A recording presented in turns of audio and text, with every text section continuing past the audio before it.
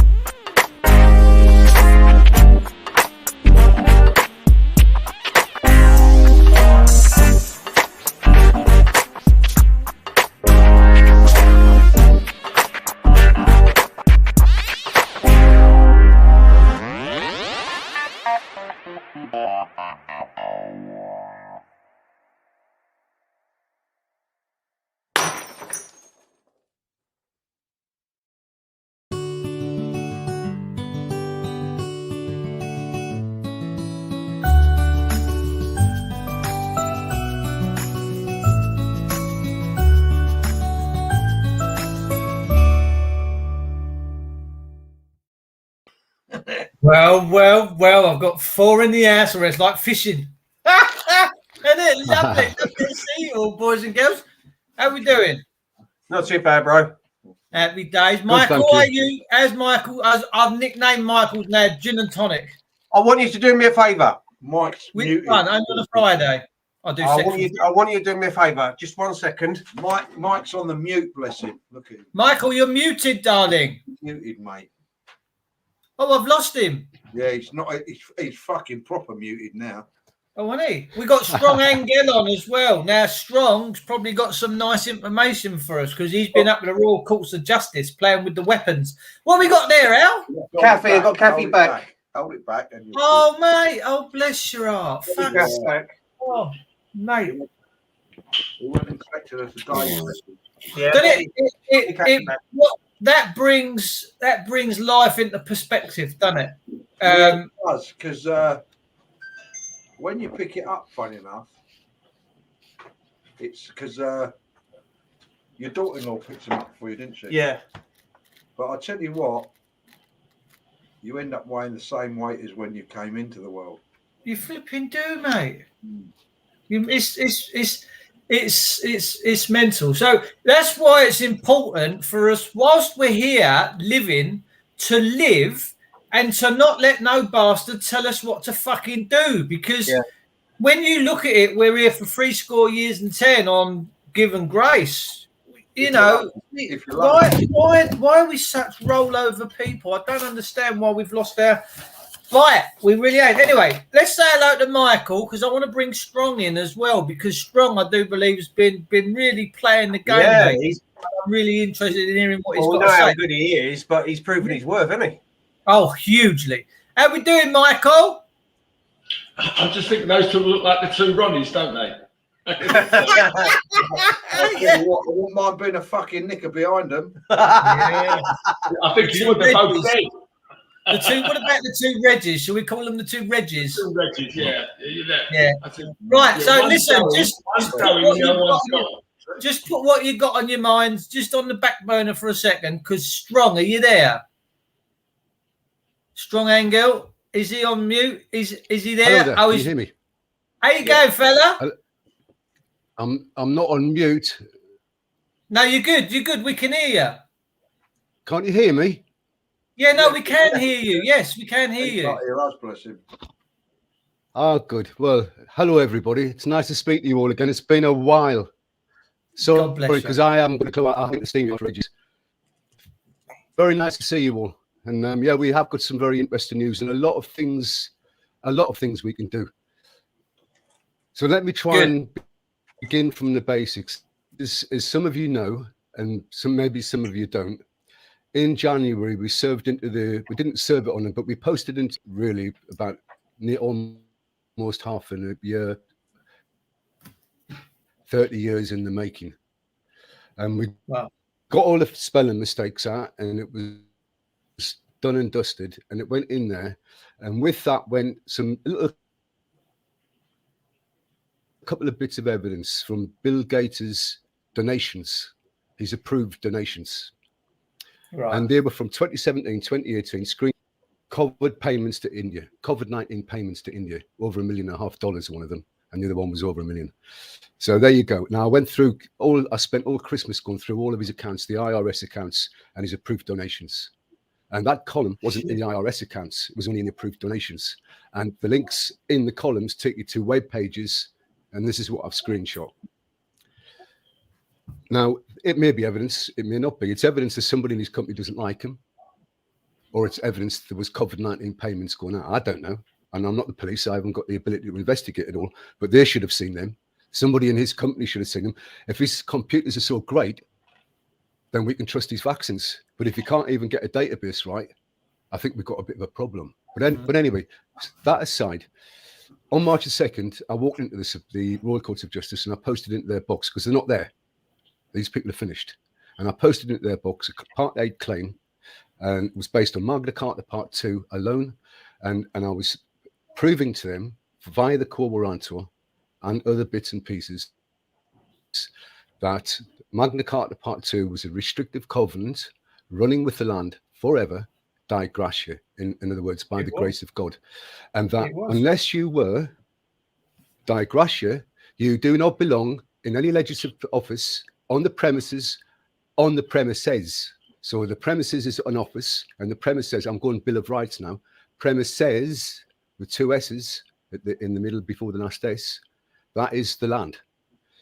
The law of the land is the covenant law, the common law. It's die gratia, it's commandment 11 of Jesus Christ. You will know yourselves and love yourselves, and you'll not all be the same, but you hear my voice. And your hand on your heart, and you'll cross your heart and hope to die. Or the Lamb will fight with you. And the Lamb will overcome you, and with him is the elect and faithful. Now, I've summarized biblical verse from John, which is Xcode. Not Codex, Xcode. 3 books, I've explained it before. Gen 1, John 1, Book of Revelations. I am the I am. So, where we're going from here now is we've got this situation that it developed over a 3 or 4 month period into 27th of July. The senior master Davison and I and a member of the press, and you'll have to forgive me because the whole thing happened very strangely. I won't go into it in detail here because we've got more important things to get on with. But I entered this meeting kind of like really unexpected, and was launched on in a way and how it come about. So I don't know who this member of the press was. It may have been Law Society. It didn't sound from what I heard as if it was anybody from the mainstream press, the ones we know. It was something a little bit more specialist. Now, so that individual was there, and Senior Master Davison was there, and I was there facing him, and he did not advise me in that. And again, because of the way I was sprung on it, and I hadn't heard at the beginning who was there, I didn't realize who the party was there. Was not there, and I'd already won it. That hadn't turned out. So I'm still thinking I'm having to make this appeal. 3/4 of the way through, he's revealed, oh no, that's finished. That order, you're not having to, I want to know what you want. I said, I want the keys to the land. I can't own it because Almighty God owns that. But I want the keys to the land and the law. I want to be able to do what I want, where I want, when I want. And that's what I've got. And I've just had a real gift in the post. And I'm going to explain that in a minute to you. But I'm going to suggest something now, and I don't know what people think. And I'll explain, first of all, why I'm suggesting this. In a nutshell, every single solicitor, every single barrister, every single judge, every member of parliament, and I hate to say it, Our Majesty, the Queen, the monarch, is illegal. We know that. And the only correct solicitor and barrister on this land presently is I and faithful subjects. And we only know who we are if we're communicating together and we know there's nobody else who isn't faithful and elect with us. Now, that's the legal situation. And I'm going to explore this way. This is how we're going to do it. I wanted to extradite Bill and Melinda Gates, and I might have the key to the door here. I've just had shoved in the letterbox. My letterbox has currently got a massive bit of scaffolding in front of it, and I can't get in or out, except with extreme, and the postman, I don't know how this guy's managing it, but he's managing to get post in this postbox. In the meantime, every time I walk into the post office sorting, as I've arranged to do, to pick up mail, they say, no, there's nothing for you.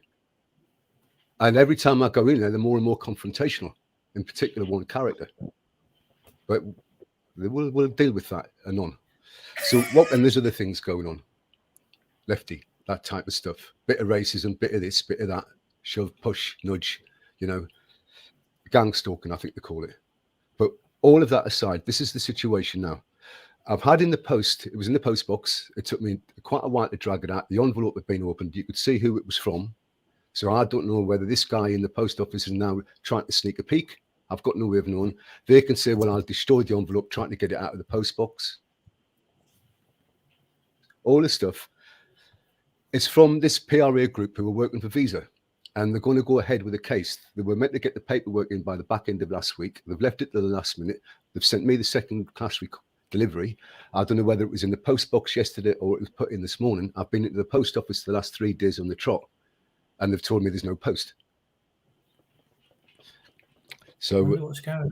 I've got the letter, and I'm not even too worried about any of it. And this is what I'm going to be doing. In the meantime, I'm going to be writing to the judge of this court, and I'm going to be explaining the situation with the order I'm waiting for, Queen's Bench hyphen 2022 hyphen 001744. When I have that order and I see what is written to it, then I can begin to proceed on that order the way that I want to be doing with that order.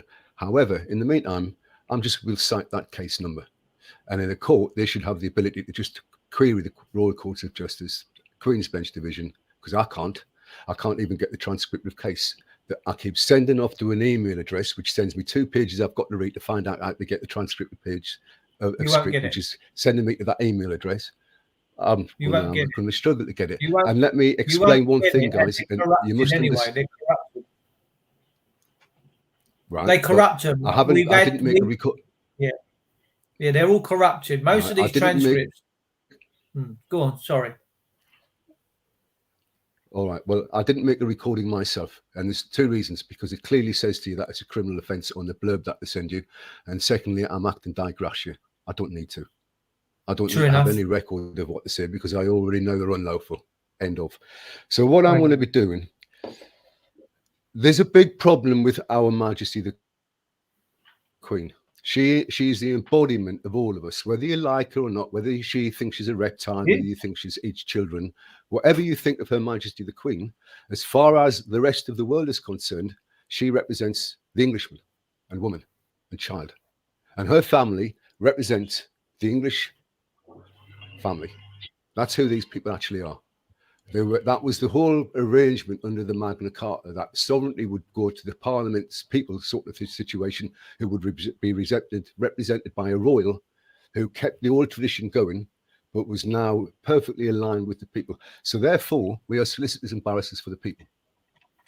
Because after the Crown seasons in, I was representing the Crown, Her Majesty, against the government. Yeah. So what I'm going to be doing with these people, I've got evidence that Visa were funding Bill Gates. I've got evidence that Bill Gates has somehow got records that he was paying and making COVID-19 payments 2 years before the were issued now from the Visa company. And I will send him an urgent letter in the next day or so. And I'll give them 14 days to respond, or I'll assume that they do not want to provide me evidence because they're already guilty. I'm not messing around with court rules now. The rules that we're going to use are the ones we're imposing for this investigation. So I'll be waiting to see what they're going to send. And how I'm going to be looking at this is this. Whoever said to Her Majesty the Queen, Your Majesty, we're doing this big vaccine program and we want you to be on camera and we're going to put a vaccine into your arm. It's called AstraZeneca or Pfizer, but we're not going to tell the public which one it is. just in case they decide to have the same one as you, and nobody will take the other one. So we're not going to tell them. But you're going to have this, and you're going to go on camera, and we're not going to tell you what's in the 9 pages of Pfizer adverse reactions, and we're not going to show you the mRNA tout on Eurolex for a computer software designer, like for the expected high number of adverse reactions. And we're not going to show you AstraZeneca's original trial with 34 patients or whatever, where 3 of them got the vaccine on the brain, which it shouldn't even be anywhere near the brain. We're not going to and other reactions as well. We're not going to show any of that. We're just going to get this vaccine in you. Now, Her Majesty the Queen, I don't think she can end her own life or take a risk with her life while she's a sovereign. I might be wrong. I don't know if there's a precedent for a sovereign taking a life or volunteering to commit harikari, to be euthanized. I may be wrong. I think you can see where I'm going with this now. I want to know who and why the Queen's getting injected, because if she was innocently injected, then we can trust the lady. But however, if she's part of the plan, then we can't. Yeah, you've got to look at the. And somewhere along the line, someone is going to have to be. Have you seen the beginning of the Commonwealth Games? My goodness, the opening ceremony of the Commonwealth Games. Oh, my word. Anyway. Well, Baal is the adversary of Yam, you know. Baal is the adversary of Yam. That was pre-flood. Of course. That was the pre-flood gods. But Baal is the, and Baal literally translated means soul house, no, strong soul, strongly lambed. Lambed being like where you take a stick with a hook on it, like you get a cattle and prod it around and do things, you know, like grab its legs. Look, you have a hook for a sheep and you have an L shape for a cow. So lamb, L-A-M, that was the letter. It's not the one the Muslims use, by the way. They use in Sumerian loan words. But lamb in the original alphabets, that is a goad, G-O-A-D, a cattle goad. And so it's just, you know, anyway, that's a diversion.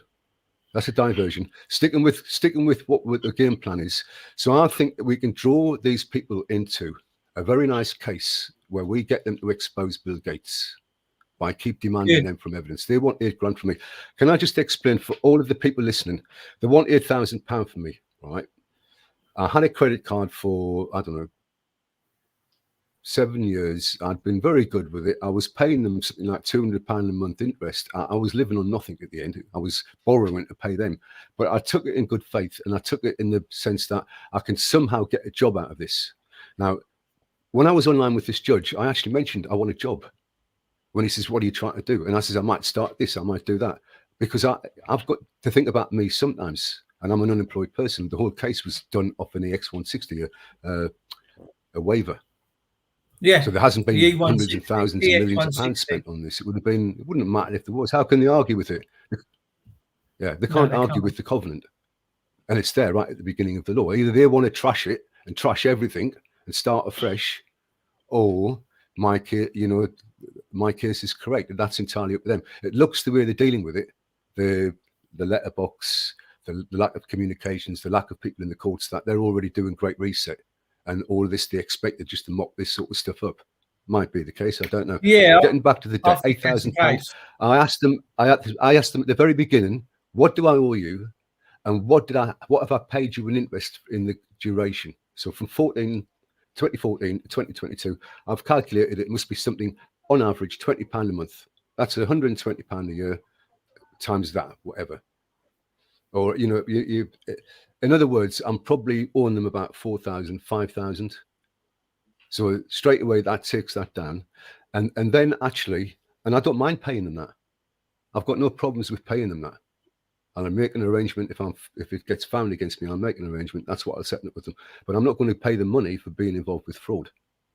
And then I'm counterclaiming. And if I prove that they've been involved with fraud and knew it, because they're with the world, I've got from World Bank, I've got from World Economic Forum evidence that they knew about COVID-19 prior to COVID-19. And I think we all know they knew that. We know what was going on. And we've all got this evidence. So I'm gonna keep this going around and going around and going around between these courts, the Queen's Bench and this court. Good. I mean, Queen's Bench. I took Mike up to Queen's Bench. How long ago did we go up to Queen's Bench, Mike? Oh Christ! Years ago, wasn't it? A couple of years ago, wasn't it? No, it weren't 2 years ago, was it? Last year it was. Yeah, last year, yeah, like we went with, yeah. And It's a shut up shop, isn't it? Yeah, it's like a place where your soul gets sucked out. Yeah. When you walk in, you think it's like a place where when you've done something really horrible and you're dead, that's where you go to be weighed off.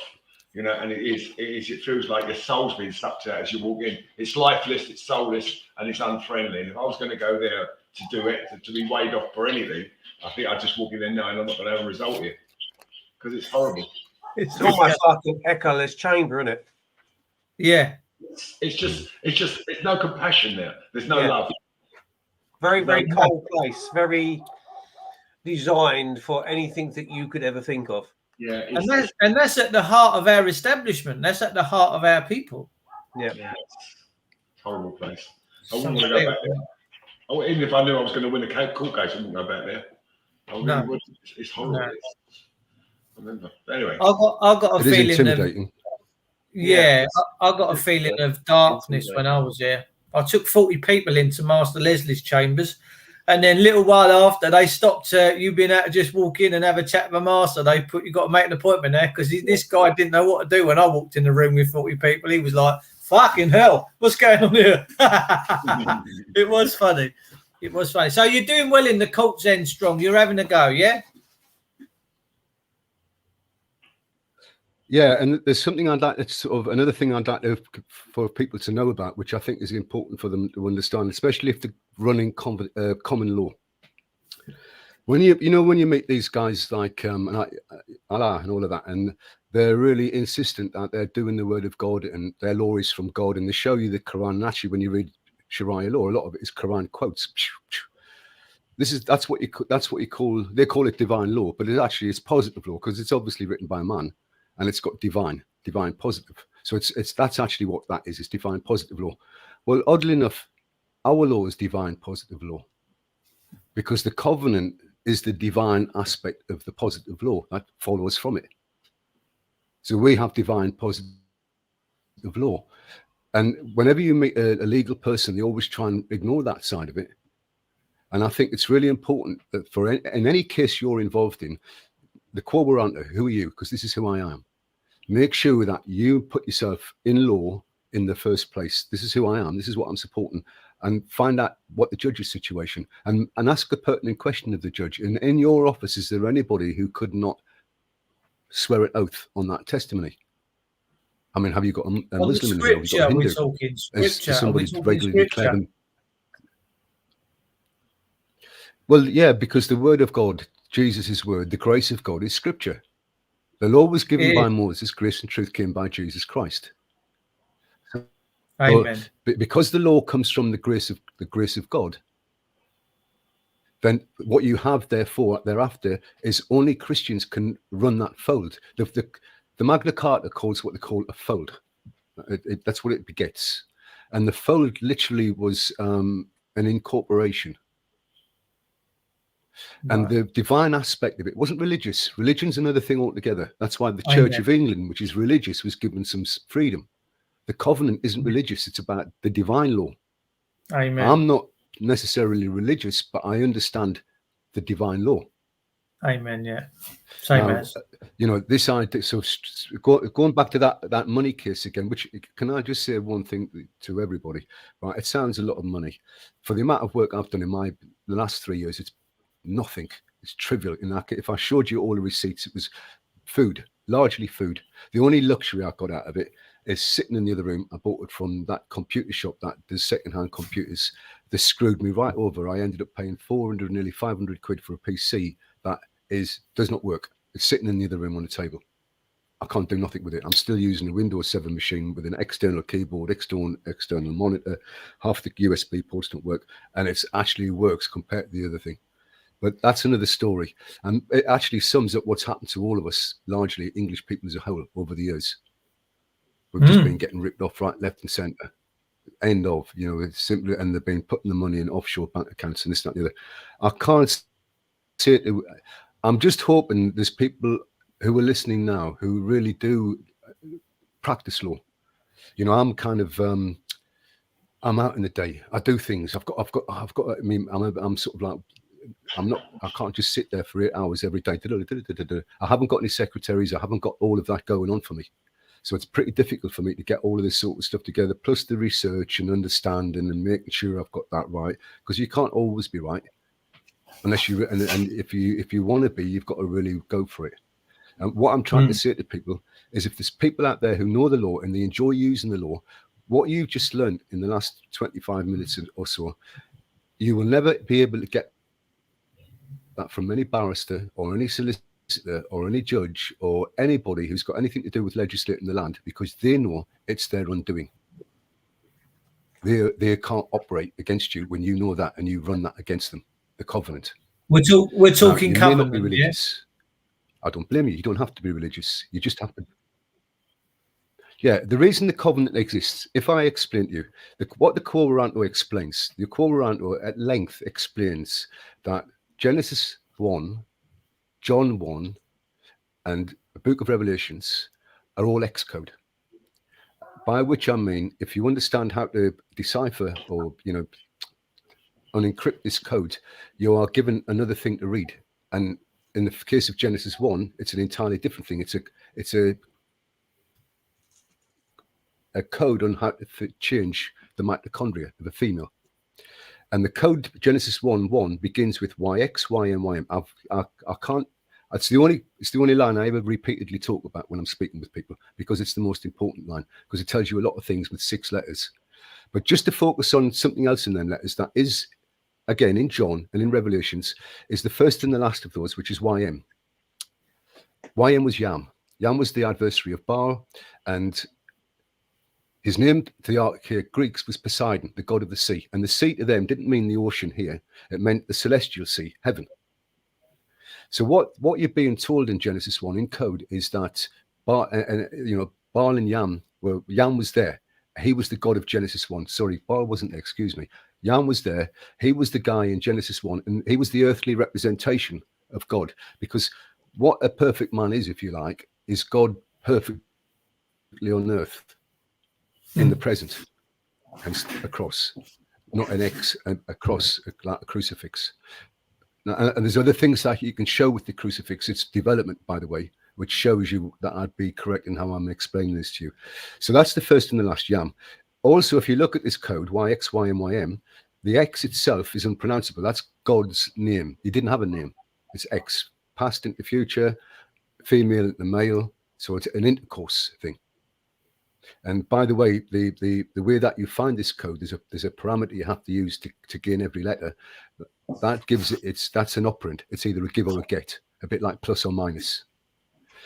If I look at this thing and I get rid of the X, or I don't pronounce it, I get something, and I change the letters as the Greeks did from M's to S's, then I get Jesus. Gotcha. That's what I've got. So the covenant, are we talking about the inaudible notice? Have you got me? Now that was. Are we talking about the inaudible notice that you done? It's an well, it became a Quo Warranto, which is Latin for "Who are you?" Right. So where's the Quo Warranto? The audio is really bad. Excuse me. Oh, sorry. Where's all of these things are available on wakeupuk.net. It's not a writ. Right. Okay, cool. That's got nothing to do with me. All I did was make this document called the Quo Warranto, which is "Who are you?" I'm just wanting to know who you are. Right. And in the whole point of using that name was to draw attention, not to offer anything other than you. Because I'm asking you. I don't want to go through all their nonsense of writing out, following their names. I'm just going to speak to them perfectly in perfectly normal language. This is a Quo Warranto. It means "Who are you?" if you want to know, and this is what it's about. I'm not going to start looking for forms. And first judge in this case, what he did was he completely rubbed me out and said it was a without merit claim, but he gave me a certain amount of time to make an application, or the other party. And in that rub out, he put about 4 trillion examples of civil procedure rules I'd broken. When I responded to him with my application, I just said to him, everything you've said to me is completely inconsequential, because this is about the rules that govern you, not your rules that govern me. Mm.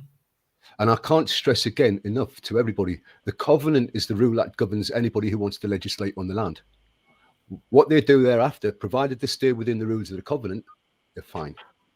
So you're talking about the Holy Scripture. So this is how these Scripture. guys broke it. They decided to... The Holy Scripture. It's based upon the word of Jesus Christ, the 11th commandment, the Holy Scripture, the New Testament. Right. Okay. The Christian man, a true Christian in law, doesn't bother with the Old Testament. It's a history book. Yeah. Okay. Jesus took those laws, he abrogated them to some extent. He did. Yeah. Okay. They without sin cast the first stone. And then he made an 11th commandment to ensure that we all knew who was upholding the new law. Now, Jesus was Yam.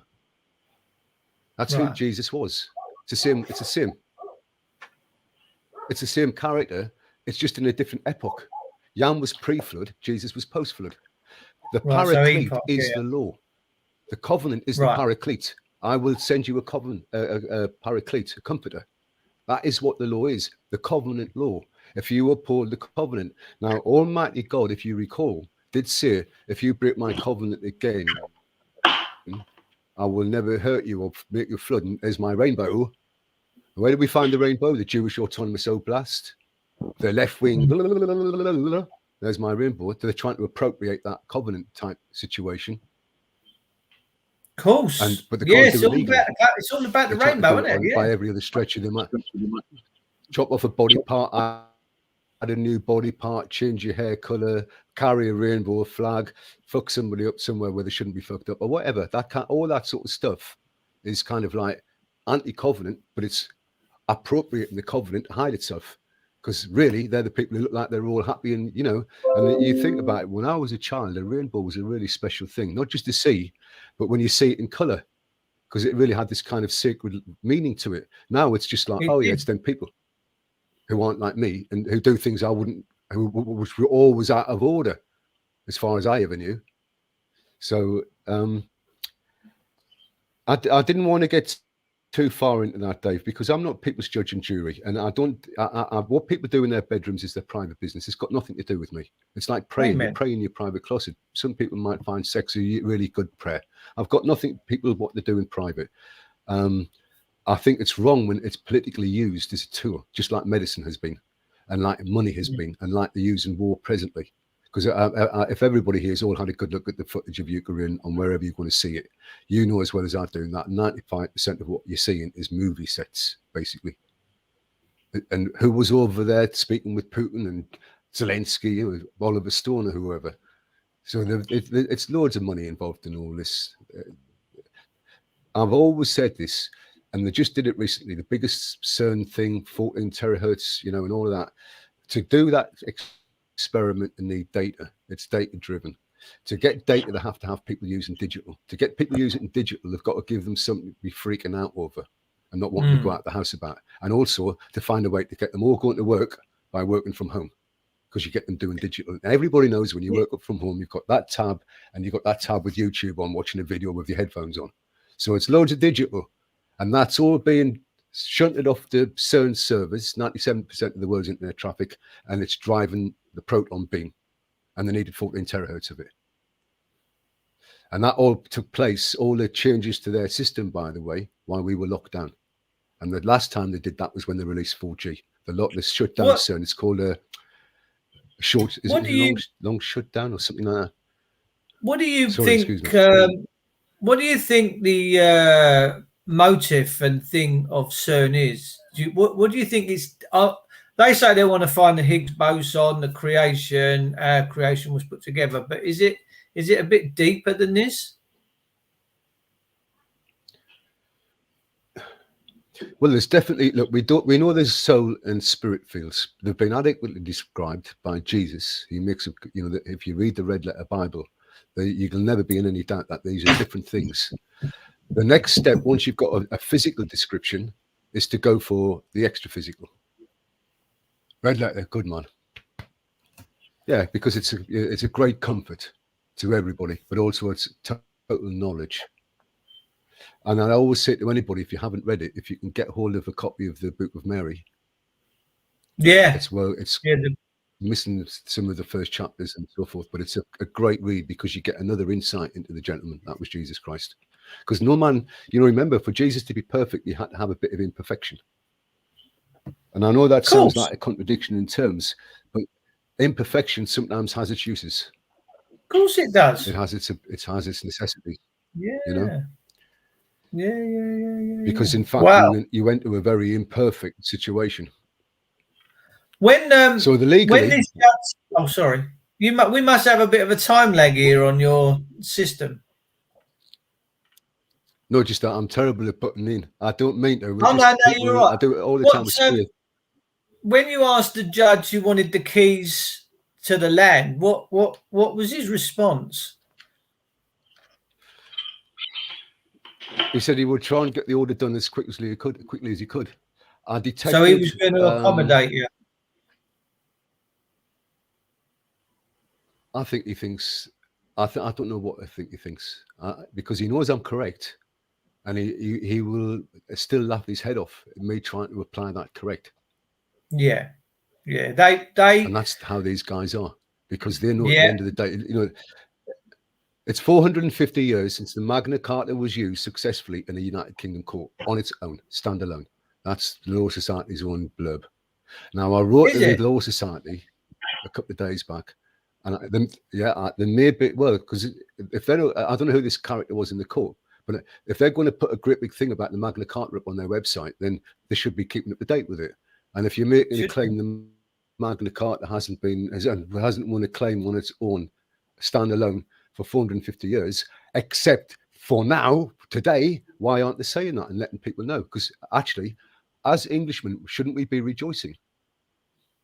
Have we come to a situation in our own land where a document like the Magna Carta, which Winston Churchill said can never be beaten, we are now suddenly not even, fucking Magna Carta's and go, like what? Not even interested. No, I could say that maybe it's 1 in every 50 people I've spoken to in the town centre are interested. Well, because everybody's done down with it. Everybody's had the bailiffs at the door. Everybody's trying to keep up with the gas. Everybody's fucking like, can I afford dinner tonight? Everybody. Except for the very wealthy people, and they don't give a monkeys. Of course they don't. All the time that way, just kept low enough without rising up. I just watched a really good video about America, and this is a financial guy. He's saying that America is literally a month away from people who won't have a tin of tuna, and when people don't have a tin of tuna, there'll be a revolution, because the majority of Americans haven't got £1,000 to spend, not $1,000. And when the inflation suddenly kicks in, it's going to jump. All of it, you can see the prices going up now gradually because they're getting rid of the last of the stocks and making maximum profit on it. As soon as there's very little left, but what they do is shove inflation up. What you see, you can't afford, and that will never disappear from there. It'll disappear very slowly because only one out of every 200 people can walk into that shop and buy what's on that shelf. Then you'll start seeing problems, and then it comes. What do you make of this, Michael? Everybody's now enjoying the summer. This is the beginning of when you got nothing, you'll be happy. But what do you think, Mike, will happen when there's no if that does go short? Because it will be the food that tips it over the edge, won't it? America. Well, I got my cousin lives in New Jersey, and he said in New York you stand still long enough, someone will take a shot at you. It really is quite naughty. It's pretty awful out there. I mean, it's just an extraordinary place. I mean, I'm glad I'm not there. I'd be buying myself a machine gun to fend off all. I wouldn't want to live in America right now. I mean, getting back to what I said, it really is. They're taking everything away from us bit by bit. The thing is, if you take the fact they're now, Liz Truss said it today, they want to build more houses. They're going to build them high. They want to go back to tower blocks. Okay. Tower blocks, okay, but you've got to have an electric car, okay, and if there's no parking for all these electric cars for everybody who lives in the tower block, so where are they going to plug their cars in? So you won't be able to have a car. So basically, if you haven't got a car, what are you going to go rely on public transport? And then public transport is very expensive, so you're trying to find they're trying to get this utopian world where we all live in little communities, like Sir Thomas More wrote about all those in the time of Henry VIII, where everybody it's Calvinism, it's communism. Everybody works, everybody goes to work from Monday, they work till it gets dark, then they come home, they go to bed, they get up the next day, they get Sunday off, just because they need a rest. And that's it. While the elites run around in their cars, their jets, and doing everything, we become the servants. And bit by bit, the world depopulation will happen because people can't afford to have children. There'll be hunger, there'll be famine, there'll be revolution, and people are killing. People start killing each other just to get a cigarette, like they did in the 40s in Germany.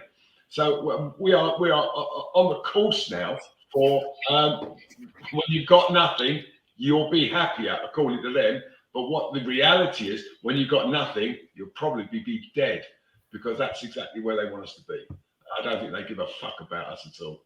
The elites are just in charge of the asylum, and we're just malleable pieces of shit to push around the borders they wish. And I don't think they've got a lot of chance of doing it for much longer, because now we've got the situation coming up with people with energy. And I spoke to Eon today. I got a letter saying your energy bill estimated for next year is £7,000. What? £7,000. So I phoned them up. I said, it's fucking £7,000. But you're having a laugh. The guy said, take no notes of that. He said, take no notes of that.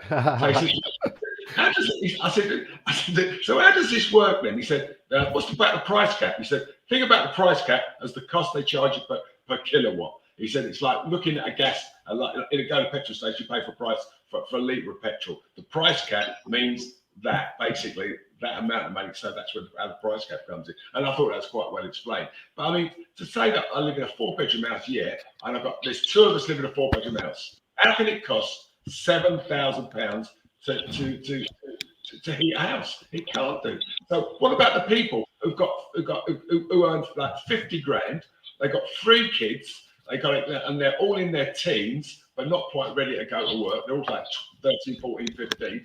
How are those people going to manage on 40, 50 grand a year before tax? It ain't going to happen. And it's getting, and now there are people saying they've got things they win that say, we're not going to pay. We're not going to pay the bills. Well, that's all very well and good, because that brings you back to the poll tax riots in 1990, when Margaret Thatcher got sort of paranoid and started changing the policy, and it sort of worked. I actually believe that the poll tax was probably right. Why should everybody pay their way? Well, but that's just a point of view.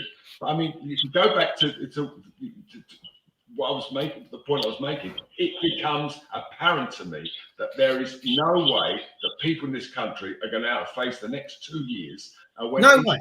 Get a 10% plus. Now, me, Swifty, Dave, not so much you,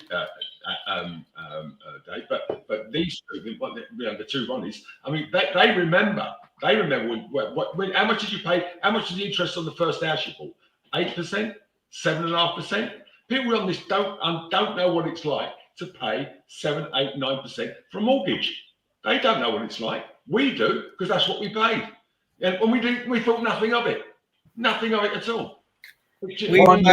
My first property nearly at 15% in 90. Yeah, same as, yeah. We've had a very interesting development this week, guys, in court, actually. Our other good-looking bald fella, Chrissy Morris, has been in, and the strength of what I can tell you is they asked for the JP's name and details, and the JP said, no, I'm not giving it to you.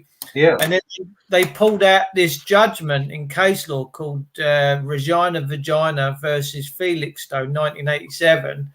And it said that there is no such thing as anonymity. The law does not allow anonymity. And this JP stormed out because the clerk even said, actually, you have to disclose your oath and you have to disclose your details when asked. You have to. This man's absolutely right. And this is the case law to back out. So this guy apparently has fled out. This justice of the peace has fled out the back, and people can hear him screaming from his chambers. So there's going to be a lot of presidents, David. Yeah, there's going to be a lot of JPs now saying like, yeah, that's active for 100 years. Yeah. Do you realise that case law, the presidents is for 100 years is active? Oh, is it? By the way, can I just make one comment very quickly? There's a couple of people in the chat who were mentioning the Magna Carta, and they were talking about the 1215 and the 1225. You have to understand that both of those, as far as the law that we operate under, are concerned. They're not acts anymore. They've been rescinded or repealed or whatever. The law that is relied upon that you must use is the 1297. The 1297 carries over the Henry III Covenant. Henry III is the father of Edward I. And another thing worth noting is that Edward I, his first act when he came back from the Crusades was the free and fair elections, which is the Statute of Westminster I. That act was prepared and sworn over. Strong. Just hold that there. Just hold the yourself Part II there. Covenant. So let me just let everyone else know that the Statute of Westminster, when that came into power, now I'm not anti-Semitic or anything like that, but at the time, that Act of Westminster come along coinciding with the Ashkenazi Jews, the bankers, were kicked out of England and they weren't allowed back in for 350 years. We kept the Jewish Ashkenazi bankers out of this country for 350 years. How's about that? And that come about at the time of the Westminster Statute. Yeah, sorry, mate, I had to chuck that one in there.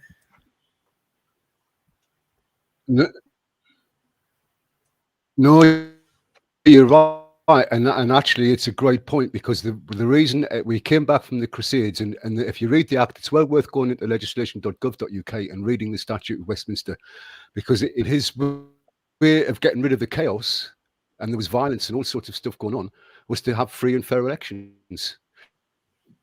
But it comes under the covenant. Only a Christian can part covenant, and it can't be changed. And if you look at every single alteration of the electoral of that act or addition to it, it's just about age, gender. It's got nothing to do with foreigners, nothing, because they can't actually be under that covenant. And if there is legislation that says, well, Asians can or Jews can, well, then whoever made that legislation is wrong. And here's another thing that's very interesting. Every single act since 1849 on the evidence is illegal, can be struck out, because that was the year the first atheist entered Parliament. Shortly thereafter, to be followed by one of the Rothschilds, the first Jew who actually swore his oath. I think it was on the Torah. It doesn't say the Torah, it says on Jehovah, which is not the name of God, and it is not the name of Jesus, and it is not the name of Xcode. The Union Jack is Xcode. That's explaining the Quoranto in 5 languages: Phoenician, Hebrew, Greek, Latin, and Ogham, with some examples of Druid and drawn from examples of other languages. The Xcode has been preserved right the way through. And even if you look at the book of, if you take the Latin name for John, Ioannum, and the Revelation of John, Ioannis, you've got M and S there, the change from M to S. It's giving you the hint that it's the same code. That's why you've got the 2 different distinct versions of John, and it's the same person. And a lot of people in academia would say that John and Jesus are the same people, and they'd be shoved down by that church and the Vatican and that. And they're wrong. We have got to get rid of all these stupid arguments when we go into court with these people. We're barristers for the people, and we're solicitors for the people. And I will say to you guys, it is going to be a tough time coming up. But if we are diligent, and if we really focus hard on a few court cases and get our heads wrapped right around them, right deep, all of us put our expert minds into this, we will win. And whatever's left at the end of it, we're going to take, not them, because there is going to be something happening. We're not stupid, but somebody's going to have to govern at the end of it. Somebody's going to have to fit to govern at the end of it. And I have got no intention of being wiped out. They might wipe me out. Same, man. Now, there's nothing I can do about it because I've only got a few limited tools. I don't have a gun. But I am going to be fighting them to the very last drop of my blood. Dave, can I just ask Strong a question? Of the same mind. Sorry, Strong. Yeah, you were saying earlier on, or at the top of the show, that you only had a dated computer. What do you actually need? What would help you? Don't worry too much about me, guys. Because that's what I'm like. I've never asked anybody for any money, and I certainly wouldn't do it live online. you know, I'm not a difficult guy to find. If everybody wants to join in, or if anybody's got any great ideas, great. But I'd rather not kind of like, I'm not begging off anything. Somebody's asked on here, what's the 1297 Act? And it's important to let people know in the chat, just the 1297 Magna Carta was Edward I's Magna Carta. He was the son of Henry. He come back from the Crusades. He found the land in disarray. He did the 1275 Statute of Westminster the First, and then later down 1297 he decided he'd have the Magna Carta, that he would restore Christendom the way his father had made Christendom, because in between times these other guys had come in with the money and started distorting and everything and buying it all out and causing problems between people, and people were fighting. And it's exactly the same tactics as they're doing today. They'll divide us economically and racially while they capitalize upon it. This is exactly what happened then. We must remember one thing, and you'll see that if you look at people hard enough and long enough. You know, I'm talking about what the people that you generally would consider people of the land. There was Islamic merchants, there was Jewish merchants all over the lands, Europe and England and all over the place, particularly at that time, because we weren't able to go and get the fruit, the citrus fruits we needed, and they had control of the Silk Road. So like we've got today, we had the control of the oil, so the Heath signed the European-Arab dialogue with them. They could come over here, as long as they were working, there'd be no hindrance to them. The Magna Carta, if you look at one of the clauses that's been dropped, it was to protect foreign merchants. That is why in the 1558 Act of Supremacy, and again in the Bill of the Rights, it talks about foreign. It's a polite way of saying not races or nationalities, the whole thing, constitutions. Because a constitution is neither a race or a nationality. It's a system. The Muslims are really, we've got the system. The Islamic, remember all that with Tommy and all them people several years ago? Islamic system, when they were all in Luton, the big loads of them. Islam is the perfect system. Now, I'm not decrying Muslims. I admire them because at least they've stood by their constitution. I don't like the way some of them would want to impose it. And that is actually, you know, a political thing. And our government's not much different in terms of some of its foreign affairs. And certainly in the past has acted very similarly. But hey ho, I'm not interested in all of that. I'm interested in us and what we want to do and where we've got to be and how we're going to survive the next 2 or 3 years, whatever comes our way. So all of them sorts of things aside, I understand the argument. I said, I'll tell you one thing that really, I did sense a big change in this judge's opinion in the court. I said that I had expert Islamic law. And he froze. I could feel him freeze. And anybody who's listening in the chat, I'm an expert on Islamic law. Well, because they're running Islamic law. Yeah, because they're running it. If you're not running the Magna Carta, if you're not running the Covenant, then what are you running? Look, when Brexit happened, at that point in time, there was a thing called Target 2, which Theresa May set up at the end of the 1990s. It was a clearing bank.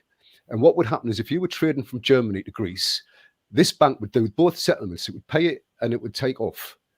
And it would do it like just clearing it in and out, like Northampton Business Centre, for example. They're just a clearing house. It was meant to have a zero balance sheet. When we Brexited, there was 1 trillion in the red. And there should have been a zero balance sheet. And countries like Greece and Italy, Ireland, these countries were being blamed for it. But actually, at the same time, the Islamic Bank, which had just started, was £1 trillion in the black. Now, the similarities of the numbers tell you, well, it just tells you all you need to know. And that £1 trillion, by the way, the only 2 European nations that could in any way even nearly deal with that was Britain and Germany. And the German High Court, which is the European Union, therefore did not want to lose Britain. It's very interesting. The German High Court is in the same.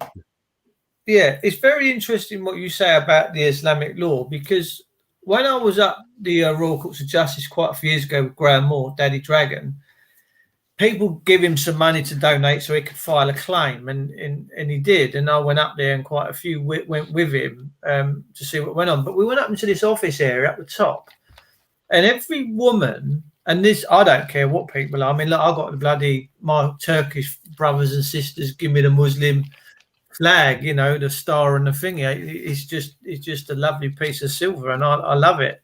and they give it to me with good art. But I did notice in the back, all the girls that were typing away on computers in the filing section all had hijabs and that on. And I thought, at the time, yeah, this is a bit kinky. What's all that about? Mm-hmm. So it says a lot. That says a lot. It goes, I get that Sharia stuff. Yeah, righto. Yeah, but well, if you see these images of CERN where some of the people who were being shown around are Iranian nuclear specialists, and they're all young women in hijabs. On outward appearance, that's what they look from. They're researchers from student researchers from Iran visiting CERN, being shown all the kit. You don't know who they are under all them garments. Some of them look like girls, but you didn't see all of them. You could maybe, because they're basically shut off the faces. Can't ask nowadays, darling. You can't ask whether they're boys and girls nowadays. This is a plot. we are being. It's a plot. It's a plan. It's a war. We're in the middle of it, and it's about time. Remember, the Lamb will fight, and with him are the elect and faithful. Amen. Yeah. God bless you. That's the words. The many will come in my name. They'll not all be the same. There'll be different races. There'll be different this, that, and the other. But they'll hear my voice. Amen. The fold, the flock. Here's one shepherd. I've certainly heard it. Well, to put it the best way, one voice only revolves around the fold for the whole flock to hear, and that is from the covenant, Digratia or Digratia. And anything else, forget it. If the fold has two shepherds, then you've got a split flock. If you have a split flock, then you've got problems. True. And you've got problems. But look, these guys, these false shepherds, and they appear in Zechariah. The God says he can raise a false shepherd. And if you look at that verse, I might be able to check when somebody's next talking, I'll try and find that verse and I'll read it to you all before you go, because it'll be interesting for you to hear. But essentially what's going to happen, or what God can do, is he can put down a shepherd armed with a sword, and this guy can go around creating mayhem.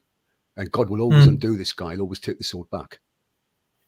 But the point is whoever wrote all of this and is telling us what's going on, because 2.4b onwards largely is somebody else's book, The Chosen People. And I hate for everybody to be affronted by this. But one great thing about whoever put the Union Jack together, and one thing about the English, the law, I'm reverbing for some reason. So I've just got to put this up on YouTube because we got someone wants to come in and have a chat with you. He's going to give you a laptop. How's that? I like the sound of that. Well, that's fair. I don't know what to say. I don't even. I know, but I don't know how you even get that to me. Yeah, I do. I agree with you, Dave. It's fantastic. It's all. It comes to you. Don't worry. It come. No, it's not about that. We all listen. We all should share our knowledge, our bits of property. Michael always makes me a lovely sausage sandwich when I go over to his house. Michael does. So it's all about sharing the love, and this is just what we do on this channel. We share the love, and that's what makes the world a better place, right? I'd like to get in front of you all without this round disc and actually have me picture. And I'll apologize to anybody listening. It's not because I don't want to show me faces, because I just literally haven't got the kit to do it. But because it is important, people can see your face and see your eyes and know what you're about. And by the way, Dave, I didn't go up to the Royal Court. The thing was held on Microsoft Teams. And I did complain about that at the beginning because I don't trust Bill Gates, to be honest with you. And anything to do with Microsoft. He's probably listening in. But well, he was probably listening in with his husband, Melinda. And Melinda. Yeah, I'm coming for them. We're going to find out that's one way or the other. That's his husband, Melinda. He's got a husband called Melinda. Have you guys seen the latest? There's a little TikTok thing flying around of one of Metropolitan Police's finest constables doing this rainbow dance to this ABBA song. Have you seen it? My goodness. Look, I don't care whether we're sausage jockeys. I don't care whether you're straight, bi, gay, lesbo, wherever you come from. But at the end of the day, the police force taking part in all this is just, would you not think it's shocking behaviour, Alan, the way that the police are going about their business? Yeah, absolutely. It's but they can't come out for a burglary, can they? Sorry, Strong came in, so I didn't hear what Strong. What did you say, Strong? I just wanted to give everybody a bit of advice, Dave, because this is short time and we've got to act quick. It's well worth writing to your local police force, any commander of any division, and just putting that Queen argument to them. It was I think two weeks ago I did a thing with Spearthroat and explained in detail a couple of paragraphs you could use. Just ask this police officer, you know, what about the Queen? She was given this stuff and there's all these adverse reactions. Who was responsible for giving this to the Queen? What was there an outcome plan if she died? Just ask these questions of your local constabulary. And I'll tell you why. Because the police, they swear their oath to the Queen. They don't swear it under Almighty God. They're not de Gratia. That was removed for them circa 2004, 5, 6 or whatever. You know, forgive me, because in that period of time, the police all changed. That was Jacinda Ardern and all her mob. She worked for Blair. The police no longer swear de Gratia. They swear their oath directly to the Queen. Okay. So they're meant to protect her. So start on the commander. If you go for these people, then Mo's just come in. I think he wants saying. I think he's got something to say to you. Yeah. No. What he's doing is exactly how I've approached them in the courts, isn't it, Dave? Right, go on. Tell your story then. Well, no. When I've just gone in and I've just used the Bible and I've just played on. I'm righteous. I'm more righteous than you. What you're doing to me is satanic and that. Do you know what I mean? And I'll put it on them. Good. Do you know what I mean? And like when it comes to swearing why that wouldn't work? It clearly tells you in the Bible you don't swear no oaths.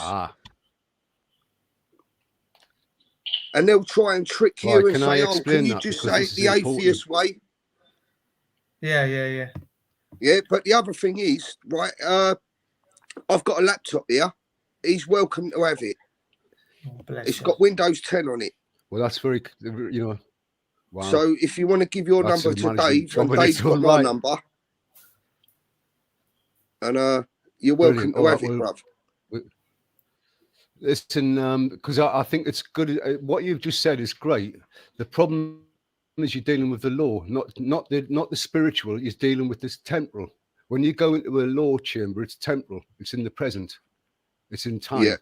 Whereas the spiritual is kind of like that is another thing altogether. So you only went in armed with one thing. When I approached them, I explained everything that was spiritual and I placed it into the temporal environment. And the other important thing is to realize there's two forms of oath, actually. One that you don't swear on, and that's your own truth. Yeah. The other oath, what they take is an oath that they believe in the divine positive law, that they believe that this divine positive law comes de Gratia. That oath is entirely different. And that's not covered in the Bible. You're always taught to believe in Jesus, believe in Jesus, believe in. So the oath of it's not even an oath of allegiance to the crown, like what the police take.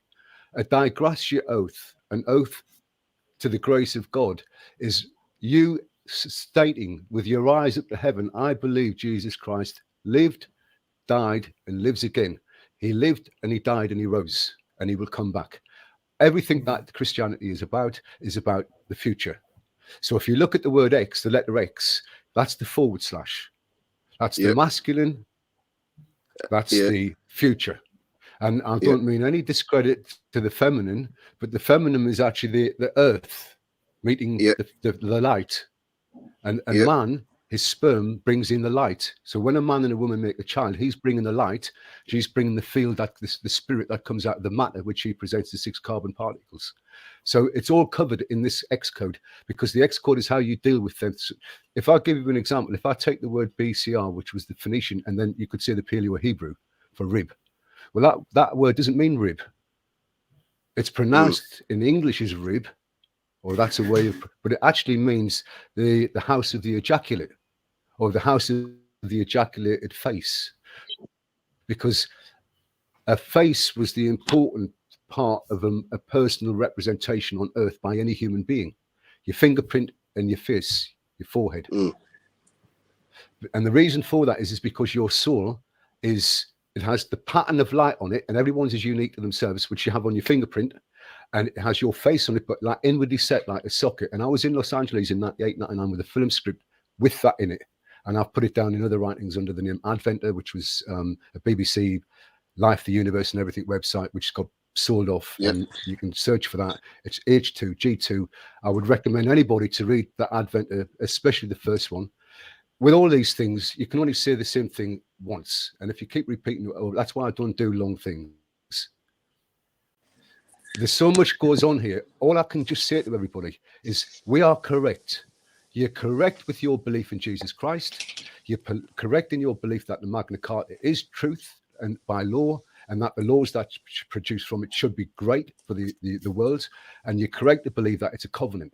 And if other people aren't believing in what you believe in, they don't belong in the covenant.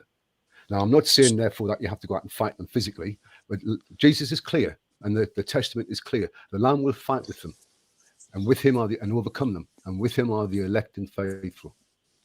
And that's I don't need to know any more than that. I really don't. See, this is exactly how I've walked in. Like, I've walked into the courtroom, and I've just said to the judge, "You can do what you want to me. Yeah, you can. Like, literally, I've got no fear in you.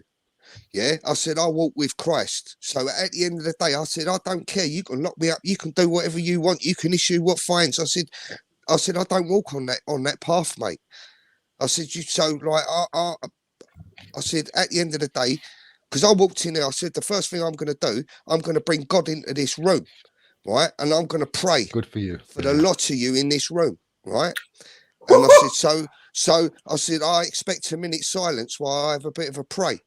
And the judge, mate, his face, he near enough, I'll tell you what, he near enough, his face went that red, he near enough went into smoke, mate. Right? He just did not know how to handle me. And then straight away, they started trying to get me on, like, swear on the oath and that. And I was like, I ain't swearing no oaths. I said, clearly, you want me to swear on the book that tells me in that book that swear no oath. And I said, I said, what gives you any power over me? I'm a righteous man. I walk with God. I've done nothing wrong. I said, I've broken none of the commandments in God's laws. Amen. So what gives you right to judge me? Yeah. I said, the only man that can judge me is God. And that was it. I just left it. And I said to him, I've got no fear in you. Do what you're going to do to me.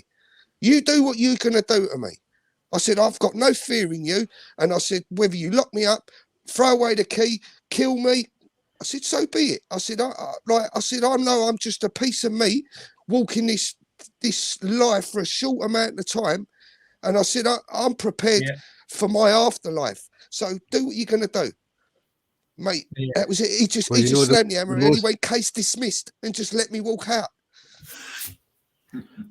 The most important thing you said there, it's powerful, but the most important thing you said was the only man who can judge me is God. And that's why he can't judge you, because he's not Dei Gratia. He doesn't believe in the Son of God. He's got no authority over me. Same as the Queen, like all this, like, do you know what I mean? All this, the Queen and that. No God made these bloodlines give them any power over us to enslave us. No God of mine. It tells in the Bible about enslavement, that enslavement's wrong. So why is a bloodline going to have the power to enslave us and rule us? Yeah. When is the people going to finally fucking wake up and take back our own personal sovereignty? That's all we need to do. Yeah, have the belief in your life that no one has got anything over you.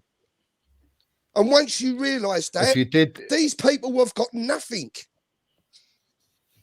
If you did that without a spiritual and temporal fold that was all encompassing, though, you end up with a problem where you've got people running all over the land with different ideas of what their personal space is and what they find acceptable. And while you might be righteous, there are plenty of people out there who think what they do, which is less than righteous, is righteous. And this is the huge problem. We do need law. Yeah, but that will go back into tribalism, and there'll be the righteous ones walking amongst us that's willing to put our lives down to protect the weak, the elderly, the sick. The thing is what we're involved in is tribalism. Evil.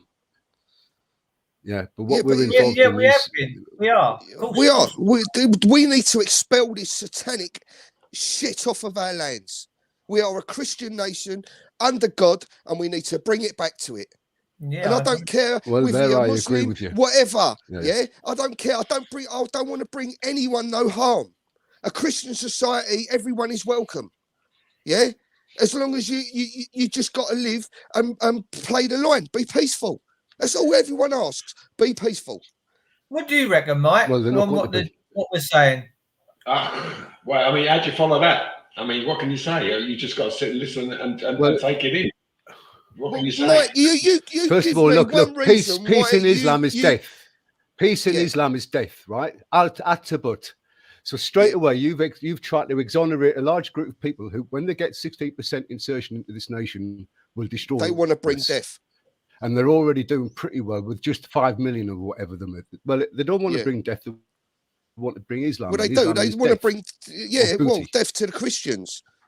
You know, if I don't know if you're familiar with Islamic law, the problem with that attitude that you've got is it thinks that everybody's just going to run one constitution, and they're not. There's going to be people wanting to do their own stuff, and the constitution that you uphold and the one you love actually is so. Yeah, but it's you know so what, soft and gentle. You know what? I've got faith in the Lord that will sort it out. That if it's not properly this is protected, going to go. You're open to the wolves and the. Yeah, but look at Revelations. We've got the Lord it coming, can only mate. sort it out if you keep yourself in one place. And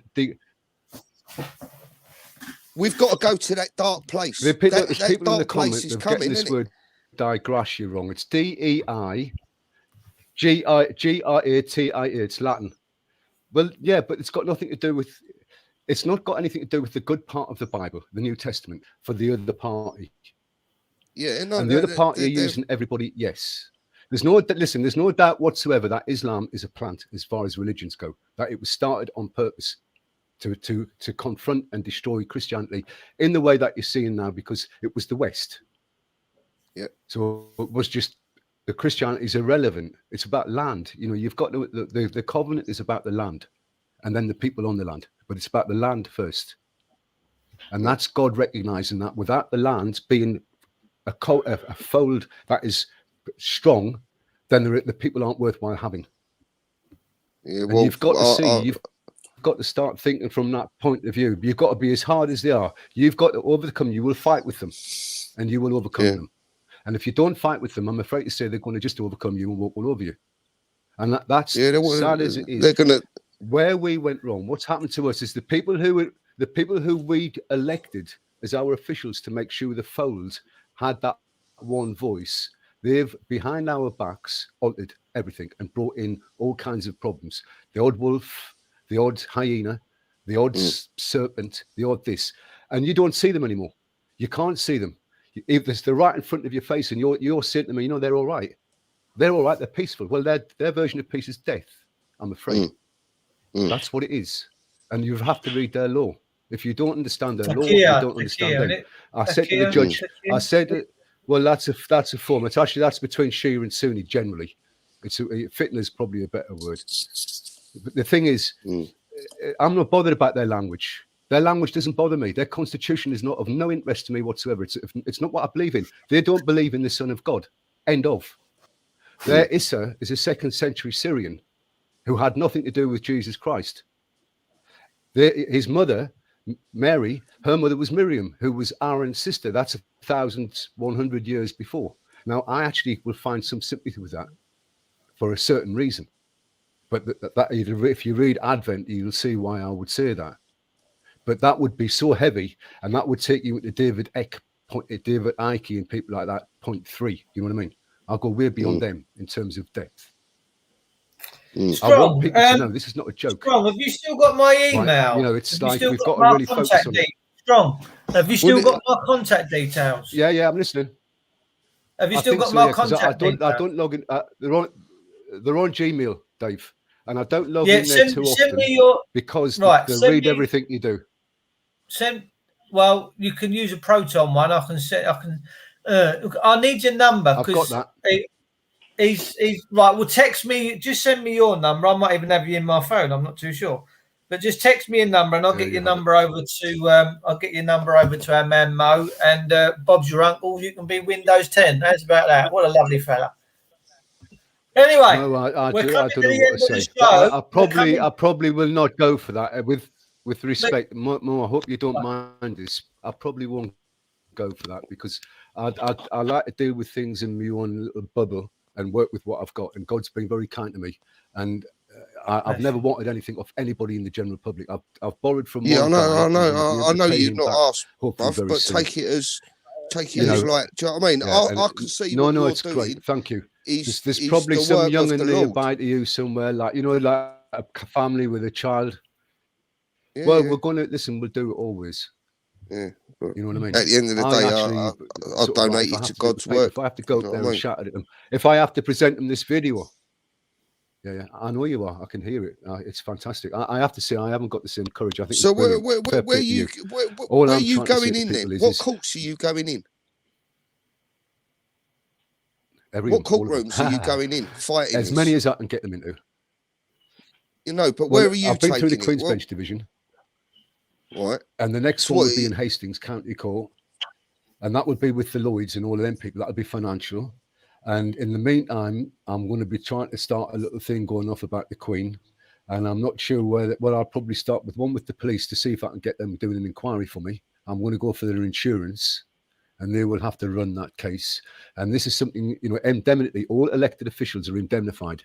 So if you can find out who their insurer is, and send them a letter with that quo warranto. The link's in wakeupuk.net in British Covenant Rangers, in that stream, that group. Down there, you'll find details of everything I'm speaking to you. The quo warranto's in there. It's only 8 pages. It's 8 pages that will educate you. I think. I hope. It took me 30 years to write them. So it's a good read. It will give you a lot of confidence. It's won the day against the government. They can't defend against it. Now, they might spend a year. Hang on. I want to get some clarity here. Strong, just hang on a sec. I want to get some clarity here. Are we talking about the inaudible notice that you sent over? The ancient indubitable notice, which exactly. That became quo warranto. There was a lot of little spelling errors. There was just minor things, but I worked on it very hard over that 5-month period. And in that same period, I was doing the Bill Gates stuff and all of that. So it was kind of like, and other things besides. So right, and where can people my find eyes this? Aren't great these days. It was a very heavy thing. Just keep it simple for a second, because we're coming to the end of the show. Where can people find this? wakeupuk.net. Yeah. If you go there and find wakeupuk.net. Yeah. Go to the British Covenant Rangers. That stream is a group. And in that stream, up until a couple of months back, is everything that you need to know about how I began this case and what I've used in the case. There's links to the main documents and so forth. I think even the claim is linked there. And you're welcome to use it. You're welcome to have a look at it. The covenant is everything. You can base everything you're doing around establishing yourself in the court as being a covenantee of the covenant and a faithful subject. That's who you are. Wow. That's powerful. And for them people in the stream, can I just, Dave, say for these people in the stream that they were getting the word de gratia, they were messing it right up. It's DEI, which is God, GRATIA, gratia, which is the grace. Yeah. So gratia is Latin and it means the grace of God. Oh. Yeah, so we have a Dei Gratia constitution, and it's nothing to do with the Romans. Remember, the Latin was a translation from the Greek, not necessarily done for the Roman Empire as such. It was just a language that needed to have a translation, and it's a good translation because it was a very hard thing for them to carry over the X code, and they did it in a very subtle way to let people know that they knew what it was, and that's all. Coolio. Coolio. Alan and Davey Swifty there, and Michael and Thingy. What do you want to have a little say before we disappear off to next Thursday? Well, we're off to Scotland tomorrow. We're going to Edinburgh to the Fringe to support Paul Bogey. He's gone from heroine to hero, so he's doing Dave. Tony McGeever from who did the War Horses. He's taken Paul Bogey's book, Heroine to Hero, and he's turned it into a play that's going to be on the Fringe from tomorrow. His opening night. Paul Bogey, Heroine to Hero, is opening at the Fringe, and he's on every night. at the Fringe until I think it's the 28th of August. And you boys are off up that way then. If we can get a hotel, you want to look at the prices of a hotel once the Fringe is on and compare it from this week till next week. You can get a hotel for 90 quid next week. This week it's 600 quid. Yeah. It's just rip off Britain, isn't it? Rip off Britain. That's for 2 nights. Unbelievable. Right, Michael, your turn next. What you got to say, darling, before we go? I'm just taking it all in. It's a lot to listen to, and you know, you'll have to keep replaying this because at 71 I'm a bit brain dead. So you know, it's so 3 score years and 10. I'm on overtime. You're all good, mate. You're going to you well old anyway. You drink too much gin and tonic. Go on, Mo. What's up? What? Let's have an out with the Mo Master. No, I just like what he's saying, man. Like everything he's saying, he's on the path that, do you know what I mean? The way I want to walk. Do you know what I mean? With these people, I've had enough of them. Yeah, we all have, do you know what I mean? And at the end of the day, we need to resolve this. And I've got no fear in these people. They can do what they want to me. So you know what I mean? Yeah, I've got nothing to worry about with them. So and Dave, it was really nice to hear Strong again because it's been a while since I spoke with Strong Angel, and it's really, really nice to see him back and keep up the good work, Strong. Because he's doing some. That's why I wanted to give him the floor tonight. He's been really digging away and chipping away, you know, and it's good. So I'm glad he got that one out there. We'll probably see Dave for a long, long time. Yeah. Tell it we love him now. Anyway, listen, ladies and gentlemen, thank you everyone that's popped in for tonight. We had over 50 odd people in the room watching at any one point, and there probably will be in the next week 800 to well over 1,000 people that come and tune in to Wake Up UK, YouTube and Facebook and watch the show. So from me to you to me, it's good night from us all, and we'll see you all next week. God bless and sleep tight. yeah, laters. Yeah, cheers, Strong. Bye now. Thank you, everybody.